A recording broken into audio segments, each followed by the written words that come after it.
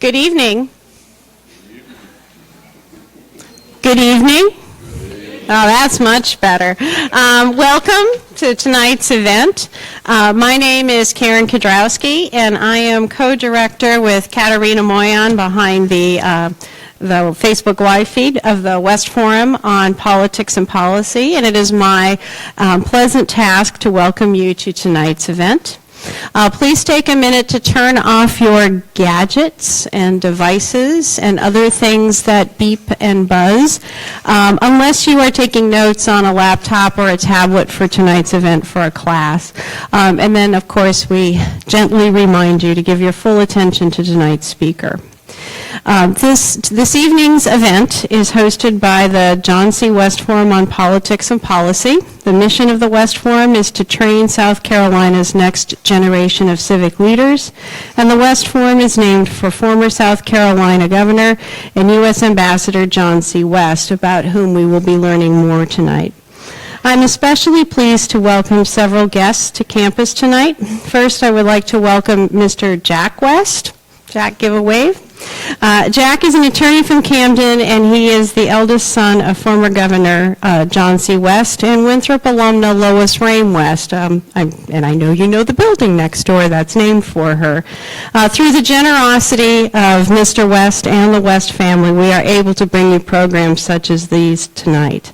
I also wish to recognize his law partner, Ronnie Fulmer, and Ronnie's wife, who is also an attorney, Sally Rogers, who works for Winthrop's government relations firm, Nexon Pruitt. So we are very fortunate to have so many friends of the West Forum with us tonight. Governor West founded the West Forum in 2002 at the University of South Carolina. In 2008, the West Forum moved here to Winthrop University.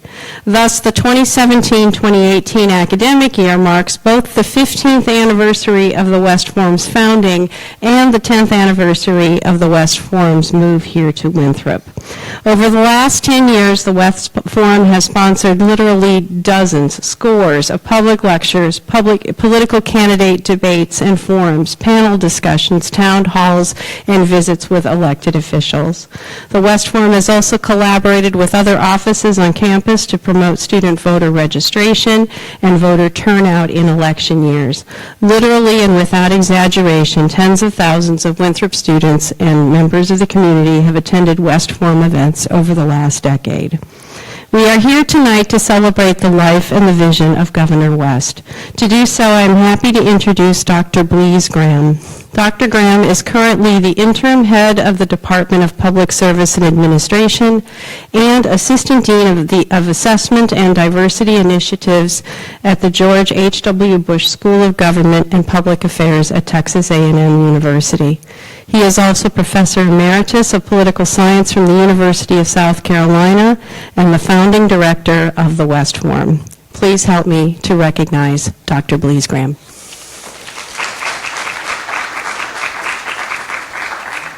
Thank you very much. It's a real pleasure to be here. I've been out in Texas about, I guess it's going on the 9th year. And I promised as a South Carolinian not to have turned into a Texan, but I'd like to bring at least a Texas A&M greeting. When you walk up to start a speech, the first thing you say in a very loud voice is, "Howdy!" And then everybody says it back. I can't do that without thinking about Minnie Pearl for some reason. But Anyway, it's a pleasure to be here. I know Karen's listing off those titles. It reminds me of when I was really just kind of, I don't know, still a child. I remember running up to my coach and saying, I could throw the ball with both hands. And the reply was, so you can, but not very well with either. And I think about that by having too many titles, you sort of, sometimes I remind myself of the guy in the circus with all the juggling the plates. There are a lot of broken plates around me from time to time. But anyway, I'm glad to be here on the 15th anniversary of the West Forum. I've compiled some remarks. My stock in trade, along with Professor Wilson here as a college professor, I tend to stray from my notes. So I'll try not to do that within the time frame allotted and stay on topic as much as I can. But I want to really acknowledge Jack West and his guests for being all over this time period, really a faithful consultant in what the West Forum could be and what we could turn it into. And I'm also happy to relate to students, although they're kind of, I see more WUs than I see faces, but I can pick out a face or two back there. And I imagine there may be some other faculty affiliated with the West Forum as well as members of the Winthrop community here tonight. I wanted to start out with just a little bit of background. It probably is a little different from Professor Kudrowski's summary, but I just want to look back for for a moment on the development of the West Forum. Somewhere in academic year 2002, 2003, I don't remember the date, and maybe there was a series of dates. There was a colleague of mine in the political science department, University of South Carolina, Professor Robert Angel. I mentioned to him about maybe coming, but his health is not very good, so he's not with us tonight. He invited me to lunch. I was in another building in an administrative job that was about to expire, and Robert transmitted an idea, I think from Governor West, who was chafing a little bit because he was a faculty member in the department, but he was only doing an occasional lecture, and I think he wanted to do more. So Governor West had proposed to Bob and then Bob to me the idea of a student and community forum to encourage civic participation. It was kind of a dream. And so the timing was right for me. There was a new university administration. It was clear I was not a part of it, so I was not going to continue in administration. And the faculty in the political science department, mercifully is the term I use, voted me back into my position because I had moved out of the department. And so we went to work. When Governor West was in Columbia, we worked in his faculty office. And when he was in his law office down at Hilton Head, we drove down to see him and work with him there. He always bought us lunch, so encouraged us to come down and work with him during the day. And over time, he steered us into all kinds of projects, much like mentioned by Professor Kudrowski. First thing we really did to sort of establish our legitimacy was offer a formal 4-credit course in civic participation. It was one of those one-time courses that eventually turned into a catalog entry, so it was experimental. We had textbooks. We did some community volunteering. And Governor West made a lot of lectures to that class to really drive the idea home and develop some support among students. I remember he was particularly delighted when an agent from the State Elections Commission brought a voting machine into the classroom, and we had a mock election. Most of those students had never voted. So some of them weren't old enough to vote, probably, but it was an introduction just on a very practical level in a university context of what a class could do. And there were other projects. We had some evening sessions on political topics and upcoming elections. We had discussion sessions during the day in several classes. I remember one where we had 2 legislators who got into it, a discussion in a class so intensely they took their coats off, which I thought was a sign that maybe there was going to be real legislative action in the classroom. I mean, it didn't amount to anything, but it scared us all momentarily. We organized Constitution Celebration Day on September 17th for the university for many, many years. We interviewed Governor West extensively. We didn't make our interviews available to Phil Gross, who wrote the definitive biography of Governor West. Phil did his own interviews, and if you're interested in reading more detail in a University Press publication book about the life and accomplishments of Governor West, I would suggest maybe looking at that. I think it's cited on the webpage, I think. So, and then we interviewed countless legislators, political leaders, old and new. I'm not mentioning any names because I don't remember them all, and I never really wrote them all down. We did presidential nominating primary candidates. Sometimes the media would show up and do a little snippet out of our interview, so we find ourselves on television, not directly, but the interview material would be. We interviewed state agency personnel, interest group representatives. Students usually attended the interview sessions, and we always wound up after we quit taping with a question and answer kind of discussion with students. We had a student group, much like maybe what you have here. I don't think they were licensed by the student union, but they were organized and helped us to hold some of these sessions. We had regular sessions in Maxey Dormitory on the campus, in the Russell House, which is the student union at South Carolina, and in the political science department. And so we were really active. And then academic year 2008-2009, as is wont to happen in universities, we got a new dean. Deans bring change. And this dean stimulated, I guess is the right word, a new strategic plan in the political science department that didn't include the West Forum. They wanted our space for a classroom, and of course we just took over the space. We didn't, ask for permission, so we were really vulnerable to this change. So something needed to be done, and at that point, Bob and I started talking with a lot of people. We talked with Jack. We talked with Ms. West. We talked with Shelton Bosley, Jack's sister, Governor West's daughter, about what to do. And so over time, the idea kind of emerged that why not move the West Forum to Winthrop? It would be a perfect place. Ms. West had a great identification with Winthrop. So did Governor West. I don't know, Jack, you can correct me if it's not totally true. I think their marriage was the first one authorized in the history of Winthrop University. First woman. Yeah, right. So that was that was a path break, sort of a signal moment on which we could, express interest or graft onto.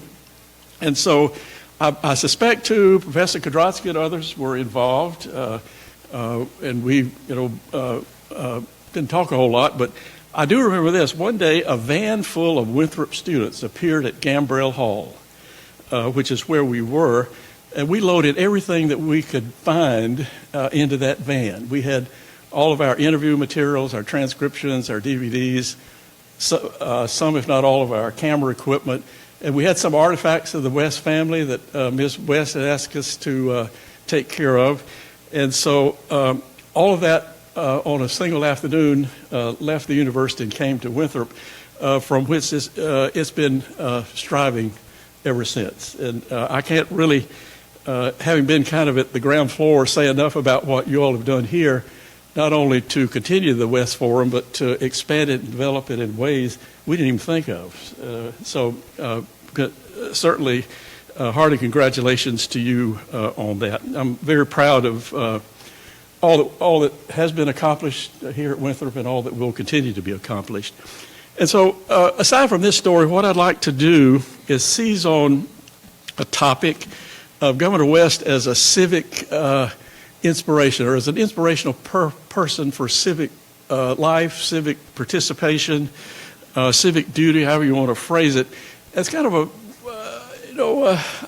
an example for this generation sitting out here to learn about, to reflect on, and where appropriate, use it as a guide for their own lives. So I've developed what I think are some perceptions. They're limited, I gloss over a lot of things. I leave out a lot of things as well.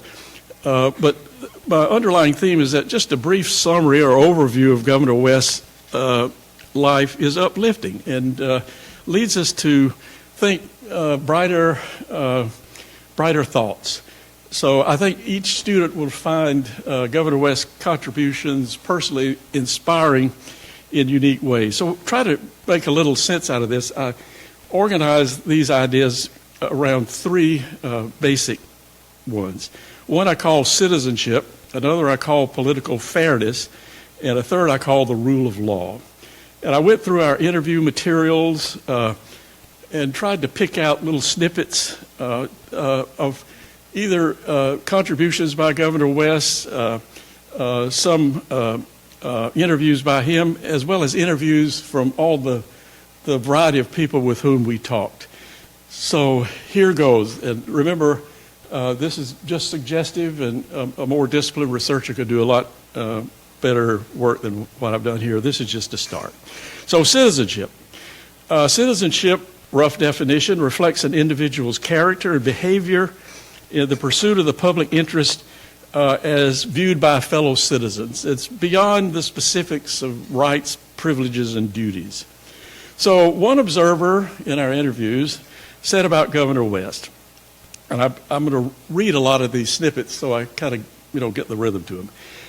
This interviewer said, "Well, I would call him a brilliant person, a very concerned person, very easy to work for. He had good manners. You had total trust. You were not worried about him taking something under the table or any undue influences. It just didn't cross your mind. And he was also attentive, very interested in the poorer people, the people who needed our help. West would work around trying to get enough votes on an issue. He was a great man to have a breakfast." And by that I think you mean a feed. He was a great fellow to call people together and kind of work out things over breakfast, maybe fresh in the day. He was a great man to have a breakfast, to influence people, to discuss things. If you disagreed with West, you still liked him. Just kind of a little clue. That's from a fellow legislator, which I think today would be a rare occurrence. If one legislator perhaps said it about another.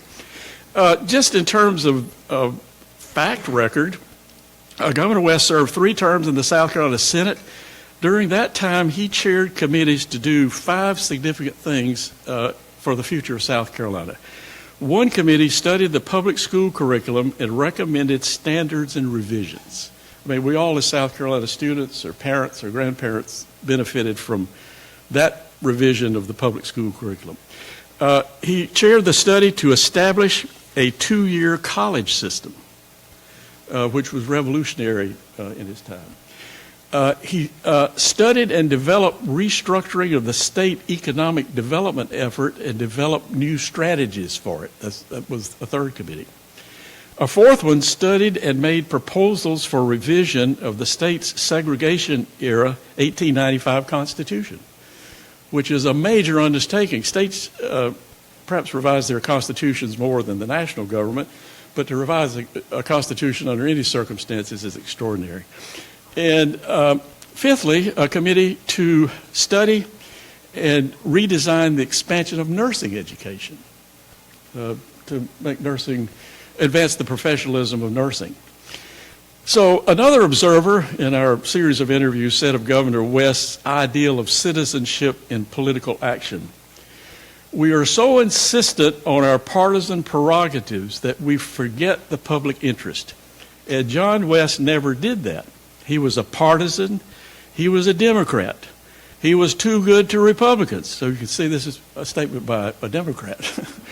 "He was too good to Republicans because he thought their service would be meaningful to the state of South Carolina."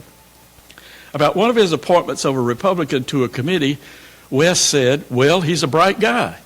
He's got a lot to contribute to the state. He has a lot of contacts." He appointed another Republican to help small rural counties in their economic development.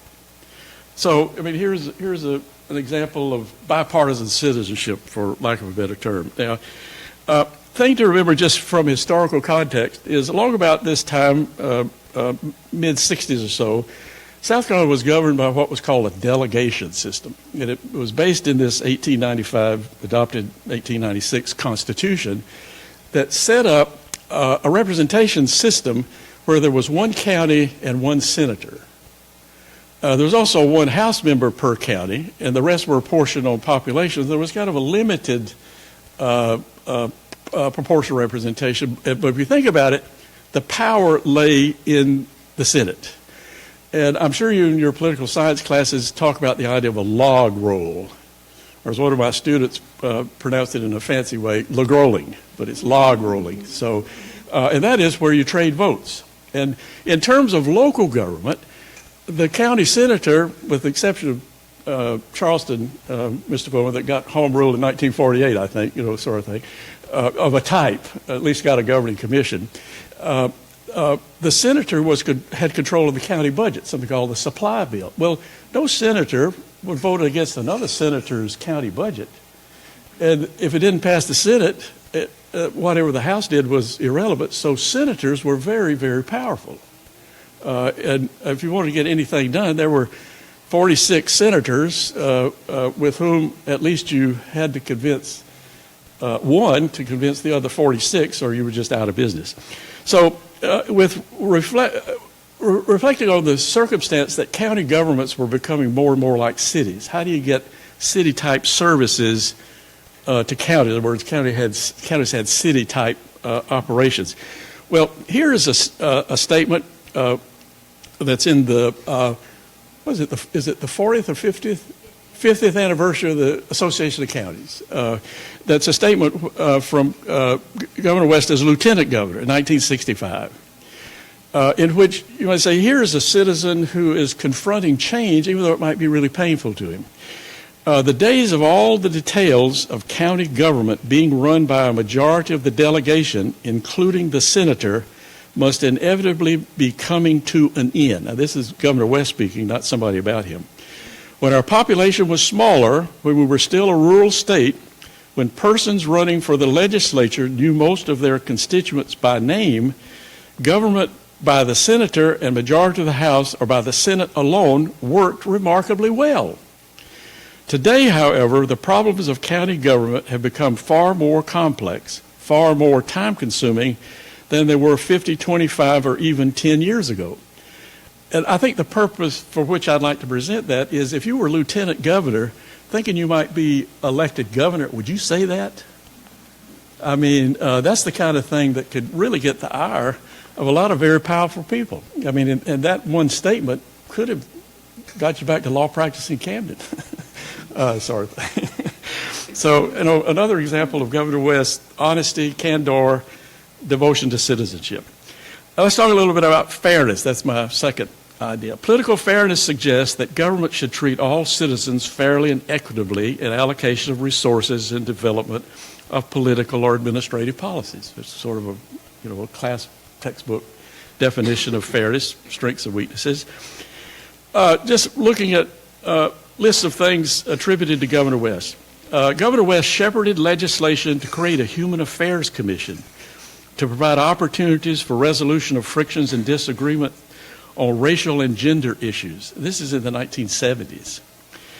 During his campaign for governor in 1970, a group of white racists overturned a school bus with a few African-American students in it. Governor West roundly condemned the act, even though it stood to cost him all kind of votes come November. But nonetheless, he won by a 25% margin. So fairness in a context of trust can really promote honesty and ultimately voter acceptance. Foundations of the state's second medical school reflects Governor West's early experience in the need for a local hospital in his home county of Kershaw. Long before his political prominence, Governor West, as a community leader, was a mainspring behind the local effort to modernize and expand the county hospital. In the 1970s, Governor West was convinced that South Carolina was woefully lacking in primary care physicians. Medical care was not even across the state, and especially rural areas suffered from a shortage of family practice physicians and the facilities to go with them. Not everybody thought changing this was a good idea. So Governor West, an advocate for a second medical school, counted votes and got down to a margin of 3 or 4 for the measure to pass the House. So what do you do? I mean, how do you go about something that you think is fair that doesn't have political credence? Well, he discovered legislators from Spartanburg who were not too enthusiastic about a second medical school in Columbia, since it was so far away from Spartanburg. Greenville's a lot closer. Charlotte's closer. But they wanted a branch of the university in Spartanburg. I mean, Professor Wilson knows this story. So with Spartanburg's support, Governor West got the second medical school, and Spartanburg got its university branch. This may be more an example of masterful politics, but it clearly ranks as one of Governor West's contributions to the state and its people to bring about a more fair distribution of medical services. Events during the 1974 Democratic primary proved to be another challenge to political fairness. I mean, for most students here, this is a point of history, not of experience, but the South Carolina Supreme Court had denied the Democratic Party's nominee entry into the general election because he did not meet the state's constitutional residency requirement. So party officials gathered in the governor's mansion, and in interviewing one of the officials, said, "We just sat there with him," that is, sat there with Governor West, sometimes in stone cold silence. We tried to find the best way to deal with that very difficult situation in terms of fairness to the candidates, fairness to the people, while maintaining legal propriety and doing things right. So the whole resolution of that issue, I think, stemmed on Governor West's idea of fairness. So the person being interviewed went on to say, here was a guy who was at the end of his term as governor, but he was no less sincere and no less insistent on the public's interest and the public's protection at the end of his term than he was at the beginning, which I think is really a meaningful summary by an observer who was in those sessions. So let's move to our third idea. Rule of law suggests that well-defined and established laws should outweigh and restrict arbitrary exercise of power by an individual. A South Carolina justice whom we interviewed noted that Governor West signed an executive order that required the head of every state agency to come to the auditorium at the Department of Health and Environmental Control. It's out there on Marion Street, I think it is. To a meeting at which he would tell them to develop for their agency an affirmative action plan. Except for 2 individuals, every other head of the agency was of one gender and one race. And there were some mighty, mighty unhappy people in that room with the notion that they were ordered by the governor to develop an affirmative action program for their agencies, which means in terms of legal requirements, you don't flinch. I mean, you do the right thing. Another observer went on to say, John West never wavered from a clear set of standards that were real in his mind about what was fair. It had to be legal. He recognized that he as governor had a responsibility, and he fulfilled it in a maximum way. Here's a controversial one. A similar observation about rule of law, although it has a little different cast to it, may be made about Governor West's opposition to the death penalty. He was morally and on principle opposed to the death penalty. When the United States Supreme Court changed its opinion, the state legislature passed a law reinstated the death penalty in South Carolina. When Governor West got the bill, he vetoed it, wrote a stinging indictment of the death penalty, and sent it back to the legislature. Many who disagreed with him realized that it was a point of conscience for him and that he was not going to acquiesce for political expediency. And that's the little phrase I think fits our idea of rule of law. You don't acquiesce for political expediency, even though you don't necessarily agree with at least what the legislature proposes. There's another area that's the three areas I wanted to talk about. Another area we can talk about is I've just been referring to Governor West. There's also a substantial part of his life in which he was Ambassador West. And I thought in talking to students, you might be interested in this idea from Ambassador Governor West. In an interview I did with him, I asked him this question that might be of interest to undergraduate students. Do you have some general brief advice to undergraduates who are contemplating a government service career in the Foreign Service? His reply, well, it's a wonderful career. The standards are very, very high. In fact, to get in, you have to have an exceptional brain. As I told them, that is, told people in the Department of State, the only problem was they got so many smart ones in, they didn't get in any with common sense. The one contribution that I made as ambassador was that I understood politics and that I could translate some of the career services theories into meaningful politics and policies, or at least modify those policies so that they fit the political structure. But the Foreign Service, at least when I was first there, had a contempt for everybody. Nobody was as smart as they were. Well, something to think about as a career field.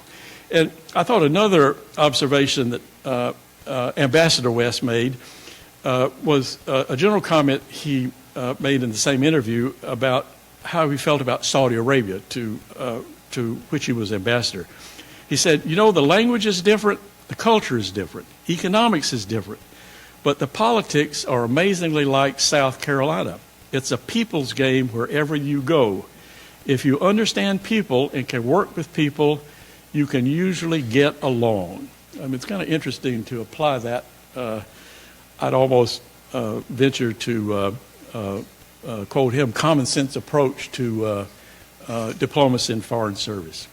So that's a very general overview, and I wanted to try to kind of summarize this a little bit by taking these perceptions and illustrations of citizenship, political fairness, and rule of law, and try to, number one, identify the generations to whom they may be inspirational, that is, the generations of students here, and maybe draw, at some risk, a piece of advice or at least some broad idea to kind of close up this presentation. And if time permits, I'm certainly open to any questions or discussion that people in the audience may have. First, who is this current generation? Well, just broadly, the Pew Research Center defined millennials, as best as I know, as people who were born from 1980 through 1994. So among the student body, think of when you were born. Now, I don't know what you think about before, way before that. I don't know what you think about generation. Some people say it's just a statistical artifact invented by advertisers to try to sell pockets of the population.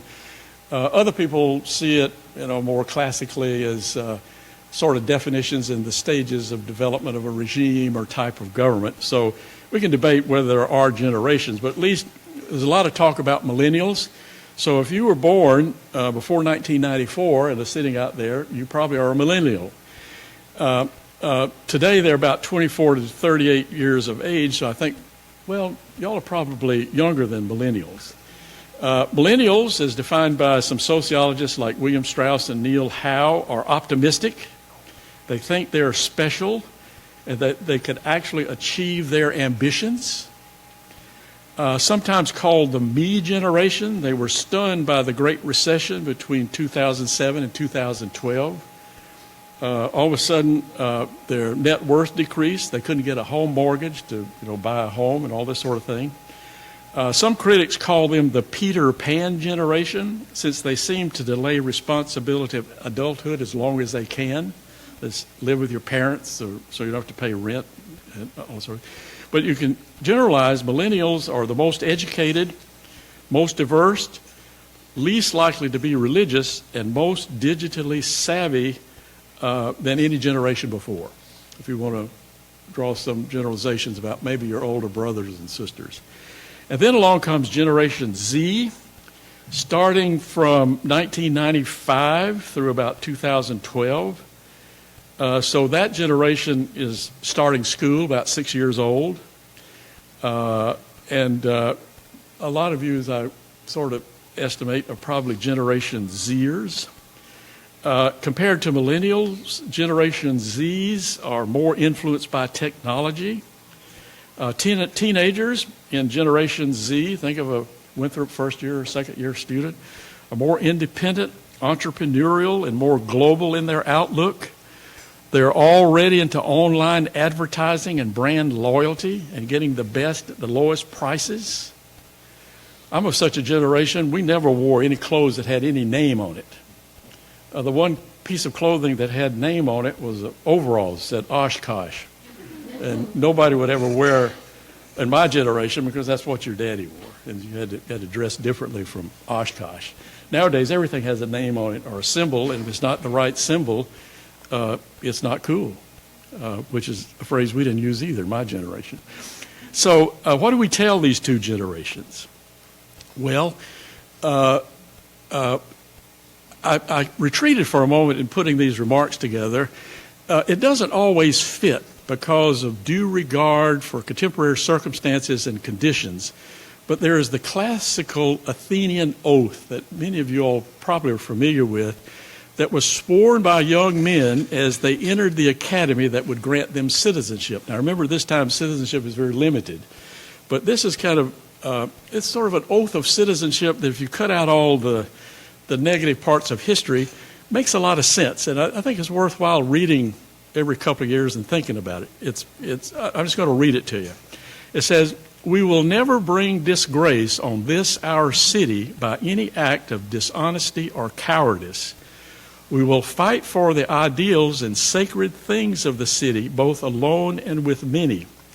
We will revere and obey the city's laws and do our best to incite a like reverence and respect in those above us who are prone to annul them or set them at naught. We will strive unceasingly to quicken the public sense of civic duty. Thus, in all these ways, we will transmit this city not only, not less, but greater and more beautiful than it was transmitted to us." That's a profound thought, I think, for a generation. Just to reflect on. Doesn't necessarily mean you have to do anything immediately, but think about it. So, what do we want to tell new generations?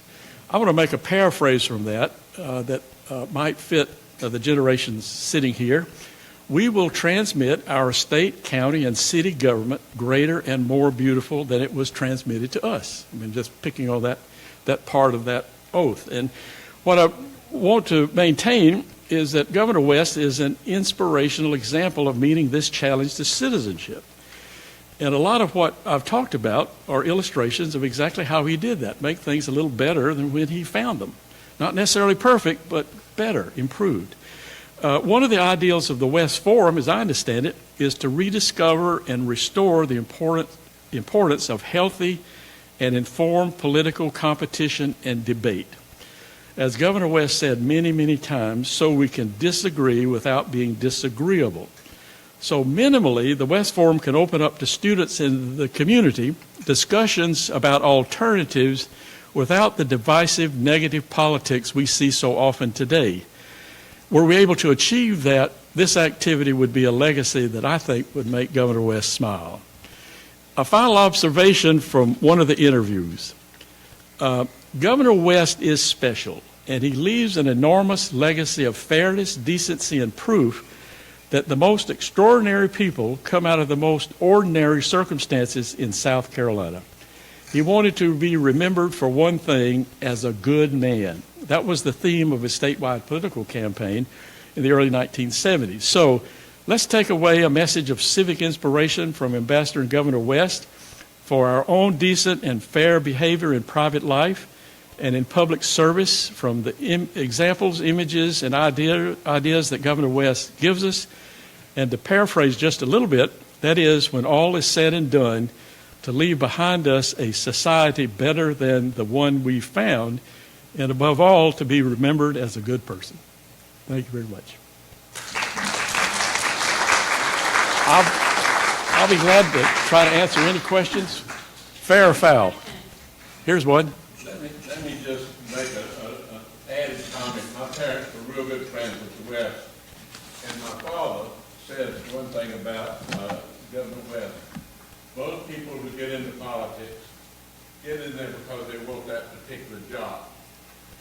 Governor West is the only person I know beginning with getting on the hospital board that he saw a problem, and he got on the hospital board to try to solve that problem.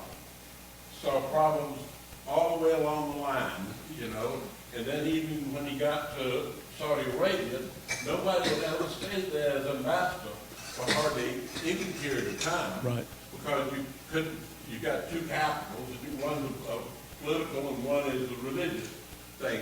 But West immediately set up two embassies. And he'd spend half his time in one and half at the other, which is a practical policy kind of thing you think of. And so I think if we need, he's a great example of people, if you want to get into this kind of thing, you see a problem and then get into it.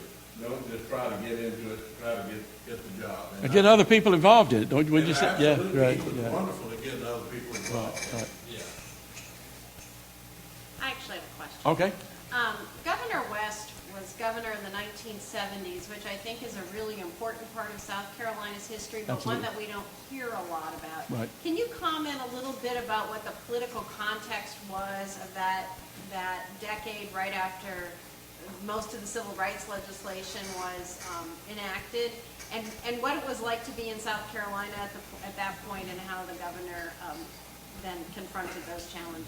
Well, I think openly and candidly and honestly as you could. I mean, it was a period of profound change as I remember it. I mean, I was a very young professor at South Carolina at the time, just finishing up my graduate studies, and you knew change was coming. I mean, civil rights was coming home. I mean, it had been started in the mid '60s, you know, with the integration of Clemson and the higher education, South Carolina, and so and Winthrop here too, I think, right? Yeah, we were 66. 66, yeah.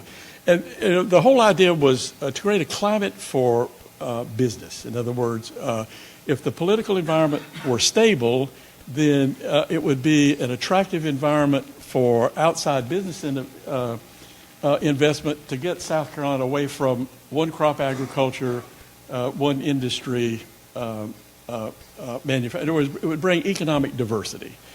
And I remember one statement that Governor West, I don't know if it was original to him, but the whole idea of change, not broadly speaking, was things like developing tourism as an alternative to existing limited manufacturing agricultural enterprises. And his line was, tourist is more valuable than a bale of cotton and easier to pick. You know, which kind of set things in perspective. I mean, that's a joke, but it talked about change. So that was what was going on. And a lot of it, you know, there was partisan change. I mean, remember, some of you all are no doubt students of South Carolina political history. Well, things started changing in the late 1940s, when a South Carolina leader ran for president, but not as a Democrat. And so, you know, the thought was the world would fall in if South Carolina voted for a presidential candidate who wasn't a Democrat, wasn't a Republican either. But you know, this was an icebreaker. And then in 1962, a Republican, how would you say, had the temerity to run a statewide race for United States Senate. So the first Republican in the House was early 60s, and so, you know, political change was coming along those lines. So, in a way, Governor West was trying to balance those political changes against social changes, but you know, I think his leadership was courageous. His inaugural speech declared the state colorblind, which astonished a lot of people, generated a lot of political opponents. You know, that here is a a wedge that we can exploit politically if we really want to, in order to establish a new electoral base. And, hiring an African American on the staff was a path breaker. This death penalty was another kind of different political environment. So I think you kind of start seeing the development of pretty competitive partisanship, and a lot of sort of the good feeling gave away to ideologies in a way, or harder feeling, not so much in the 70s, but laid the groundwork for later on experiences like that. And remember, after this Democratic Party debacle that I talked about, a Republican was elected governor.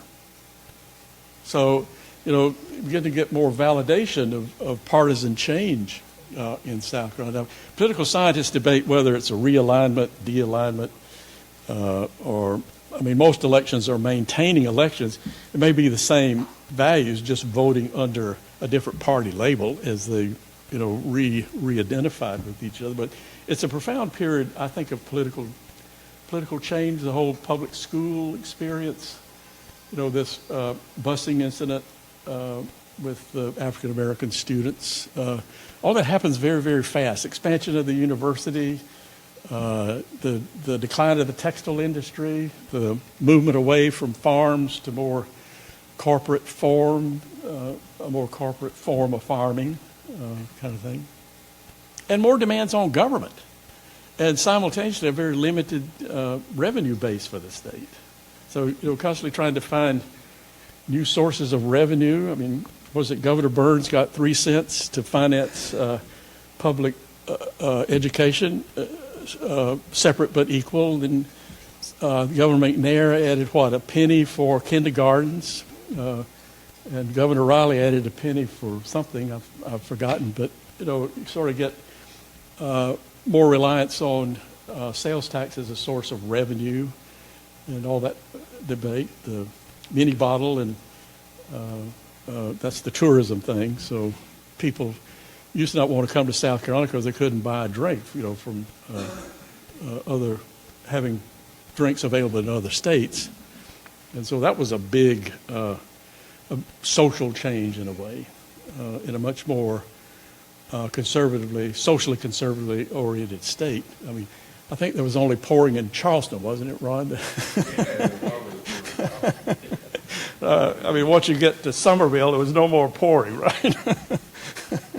By pouring, you could go to a bar and they'd pour you a drink, even though the law wasn't enforced. Governor McNair said he was going to enforce the law, right? Disappointed a lot of people. Yes. I heard you mention that Generation Z Yes. is more concerned with technology than other generations. Right. So would you advise us to, if you wanted to start being civic leaders, would you advise us to maybe kind of start it on social media and then expand it? I think you're right. I think that's the definition of contemporary time. You see that illustrated around the world. That younger groups are able to establish through social media contacts and stimulate ideas that really weren't possible before. At least in terms of the speed with which the ideas can be generated and transformed and passed along. I think it's a great resource. I don't mean that as a criticism. I wish I had your technological skills as I try to send a message or whatever. So it's a great resource. Like everything else, it has pros and cons. The story. So look at our phone. We don't talk to our neighbor face to face because of being all engrossed in technology and playing games till 3 o'clock in the morning, not doing our schoolwork and all that sort of thing. So, there are practical limits, but it's a great asset. That is unique, I think, to your generation. And I think the Zers build on the millennials. To me, the experience of the millennials of perhaps being a little too self-centered. These things that are generations. If you've got a family member who's a millennial, they don't have to act this way. This is just a broad character. But I do think you can see those kind of trends. Social media can be very helpful. You can go to a department store and shop and see people, or you can shop online. So in one, maybe there's a little bit more of a community, another a little bit more isolation. So looking for a balance, I think, is the key. I mean, a lot of people talk about, transmittal of, municipal or state transparency. I mean, why shouldn't a municipal government put its budget on the web so people can see what's there? But control of information is a powerful tool, and you don't necessarily want some kind of if you're in a position to try to control it.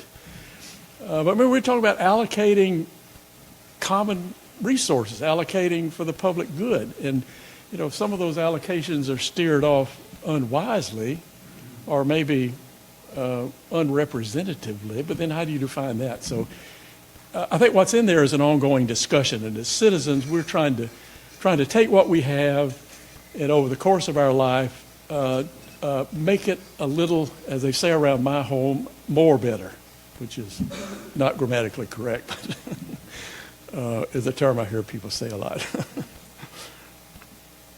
Any other questions or thoughts? Professor Godrowski says some of y'all are studying South Carolina history, and her question about periods of change. I think I'm strictly an amateur historian, but I learned enough about it to teach South Carolina politics a little bit. Is that the state is characterized by major changes over the 300 plus years of its history. And you can find each time, I think, that citizenship goes from being compact to a little bit more differentiated. In other words, it starts out with a few established white male aristocrats. But gradually over time, it includes people who aren't quite so aristocratic. It includes people who aren't quite so white. It includes people who are quite so male. And so I think, the growth of citizenship over 300 years is a remarkable accomplishment. If you kind of start thinking about, big glumps of history, and that's not to, cast aspersions on white aristocrats. They themselves were a minority at the time of British colonialism, and had to fight for their own identity as separate political leaders. So, it's a remarkable history in an old state like this. And I would say this, people in Texas don't appreciate South Carolina history. I mean, I can't get a discussion going much with with those. It's all action, oil and gas and action, And, Katie bar the door. My neighbor put an oil well right on his property line. I'm going to put an oil well right against his property line because he's draining my oil. Why do we need a permit system? I mean, that's an old argument in Texas history that, you put a hole in the ground and drain a resource out. Well, it might be under your neighbor's land. So, leads to all kind of, there's a, what is it called, the Texas Railroad Commission that regulates all that. And the chief commissioner is George P. Bush, who is Governor Jeb Bush's son, who, most people say will have a prominent political career. By the way, I should put in a little plug for the Bush School where I work. It's connected with President Bush 41, and we have 400 master's degree students who are interested in public service, and about half of them come from out of the state. And it's really an interesting environment in which to work because you meet young people who done volunteer work for their church in Africa or who've worked for an international nonprofit agency in Australia or something like this. And, actually there are a few South Carolinians among the students. There have been a couple from Clemson, a couple from South Carolina. I don't know one from Winthrop. There's been one from Wofford, one from Furman. And we have 2 Citadel applicants this year if they make the application process. So there might be something you want to think about in terms, good GPA, and so forth on, but might be worth an application. Yes? What's an effective way to get involved in public service and good government? Volunteer. Work for a campaign. Work for the League of Women Voters. Participate in the West Forum. Go to meetings. make yourself available. And, that's where I started out. I mean, I went to hear political speeches. When I was your age, there was still the stump, where statewide candidates in South Carolina would start out, where did they start? Gallivan's Ferry, I think. And they made a kind of a corkscrew circle around the state and wound up in Columbia. Well, my little town was called White Rock, and there was a speaking right before Columbia, right before the finals. So just going to hear those speeches. I got an impression of political leaders. They were mysterious people. I remember thinking one guy was a little overweight. Another guy had sweaty socks, I remember, because, I was about that tall. And so, you get a real life impression. So it's not like these were remote figures in life. And if you really had a problem, you could ask them. I mean, of course, they had a staff person to keep you from tying their time up too much, but that might sound awfully blunt and vague, but just make yourself available as a volunteer. Get a friend, and I'm sure Professor Kudrowski has a lot of projects with the West Forum that need help. I mean, we got students involved in all kinds of things. Well, along those lines, I think this is a nice way for us to make a bit of a to the year. First of all, we know that we are going to be hosting political candidates going into the midterm elections, so please be watching and paying attention for candidates who might be coming to campus shortly. Secondly, it's time for you to check your voter registration information. The next opportunity to vote will be in June, so if you want to change your voter registration or make sure that it's up to date with your current address, you should do so at least 30 days before the election, which is coming up sooner than you might think, given the press of final exams and all those things. Finally, for the women in the audience, the West Forum will be hosting its 6th annual New Leadership Institute in May, and the purpose of this New Leadership Institute is to train women in leadership skills so that they will consider careers in public service. We co-sponsor this every year with the College of Charleston. It's open to any college woman of any age, any major, any background, enrolled at any college or university in South Carolina. And if you want more information about that, it's on the West Forum website, winthrop.edu/westforum, or Katerina Moyan and I can get you some information as well. You have been a wonderful audience. Please help me thank Dr. Graham for Thank you, folks. Thank